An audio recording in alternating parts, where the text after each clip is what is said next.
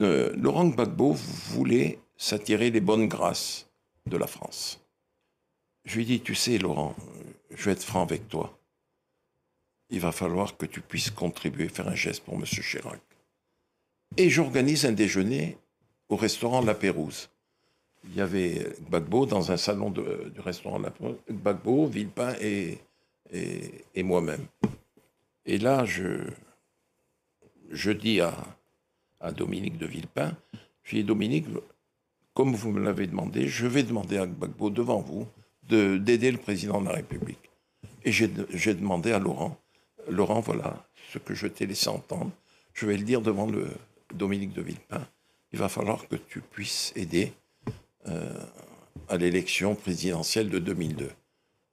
Et Laurent de dire, je suis de la famille socialiste, je suis un ami de M. Jospin, mais Dominique, j'aiderai à hauteur de 3 millions de dollars M. Chirac. Ce qu'il a fait. Ce qu'il a fait. Est-ce que vous considérez qu'il a été trahi par Jacques Chirac, par Dominique de Villepin, par la France plus largement? Monsieur Perelman, vous m'offrez l'opportunité de laver ma conscience. J'ai été l'acteur et le témoin de toutes les relations entre la France et la Côte d'Ivoire en ces heures troubles, difficiles.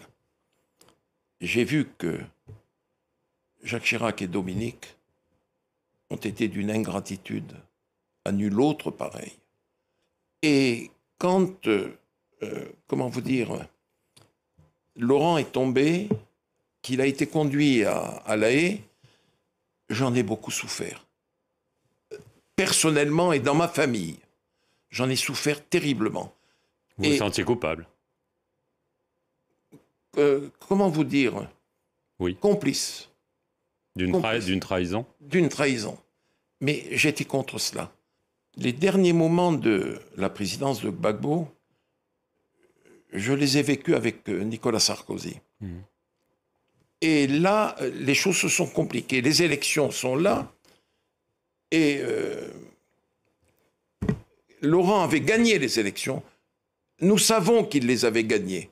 Comme Jean Ping les avait gagnées en 2016 à Libreville. Là, Gbagbo avait gagné les élections. Pas Ouattara. Pas Ouattara. Le Conseil constitutionnel a dit que c'était Laurent le vainqueur. Vous connaissez la dispute, mais bon. Ok, passons. Et le président Sarkozy me fait venir à l'Élysée et il me dit, il va falloir que tu appelles ton ami Gbagbo et que tu lui dises d'accepter de partir. Il aura un statut d'ancien chef d'État, 30 millions CFA, voiture, escorte, et s'il veut, comme il est professeur d'histoire, on lui trouvera une chaire, il pourra se déplacer à travers le monde. Je lui dis, il n'y a pas de problème. Il me dit, va dans le bureau de Claude et tu appelles Gbagbo. J'ai appelé Laurent. L'aide de camp, le colonel, me l'a passé. Laurent Gbagbo me dit, alors Bob, comment va? Je lui dis, Laurent, ça fait des années qu'on se connaît. Je te passe un message du président Sarkozy. Je suis dans le bureau de Claude Guéant. Il te demande ceci, ceci, cela. Ce que je viens de dire. Il m'a dit, tu diras à ton ami Sarkozy que je serai son Mugabe. Bob, je t'ai assez entendu. Et il a raccroché. Et je suis allé dire à Sarkozy, il me dit, alors comment ça s'est passé? Je lui dis, bon, voilà comment ça s'est passé. J'en suis malheureux.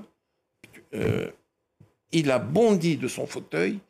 Il dit, puisque c'est ça, je vais le vitrifier. Vitrifier. Vitrifier. Je lui dis, Nicolas, s'il te plaît, le Conseil constitutionnel a déclaré qu'il avait été élu. Il a dit, je vais le vitrifier, j'ai un mandat, et je vais le faire. Et le lendemain ou le surlendemain, Laurent était tombé, conduit comme nous l'avons vu et su, à La Haye.